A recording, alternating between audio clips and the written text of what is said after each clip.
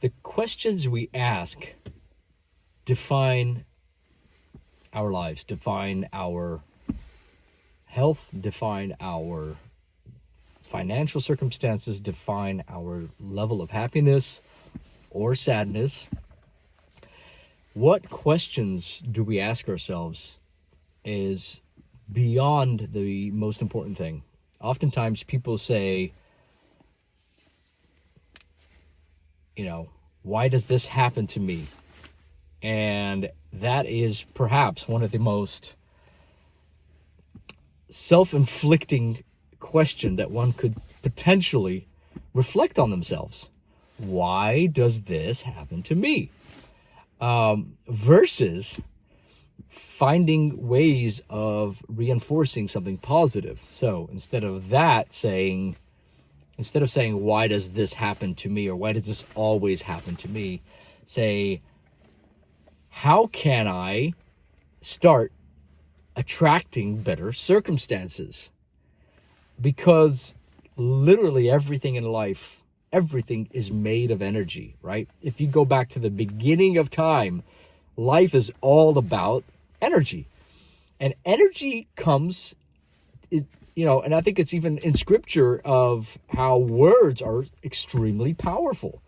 So the words you ask or speak have a massive implication on sort of the level of your ability to bring openness, open channels, good open channels into your life, because the universe and energy can't distinguish between the negative and the positive, right? If you say, and these aren't new things. I'm not saying something, I didn't just sit down and all of a sudden invent this. This has been around. It's to say, it's as once quoted, it is as real as gravity.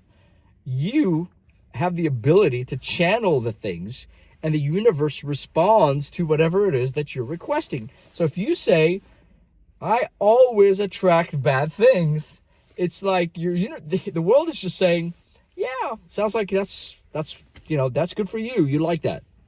Or I was talking to a friend the other day.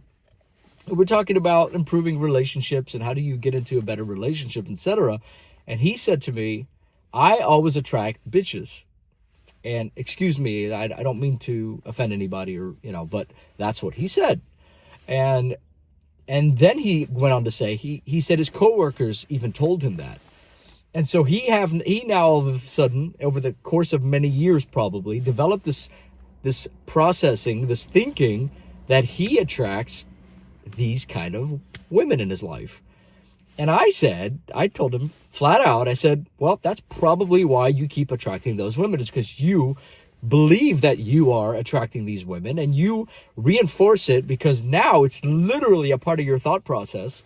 And so what are you going to do differently now? Because you clearly have developed a pattern in which you can't even establish a strong relationship with someone by the mere fact that you believe that everyone that comes into your life is going to be a B. So you tell me how it's possible that he attract anything better, right? If that's the mindset going into the situation, knowing, premeditating that individual is going to be that. And so this is just one example of millions of possible scenarios that can play out in people's lives, whether it's health-wise, professionally, economically, personally, whatever the case. The reinforcement of the right message is everything. So, we're heading into an Easter weekend, Greek Orthodox Easter weekend. Take some time to reflect on your thoughts, attracting love, attracting beauty, attracting truth, attracting positivity, making those reinforcements and let those work in your life, because that's ultimately what Jesus taught. So I want you to think about that, spend some time reflecting, whatever your beliefs are. The truth is, all these beliefs all point and signal to the same thing, and that is we have the power to create miracles in our life by the mere words that we utter and think. So give that some thought. Have a wonderful day. Stay blessed.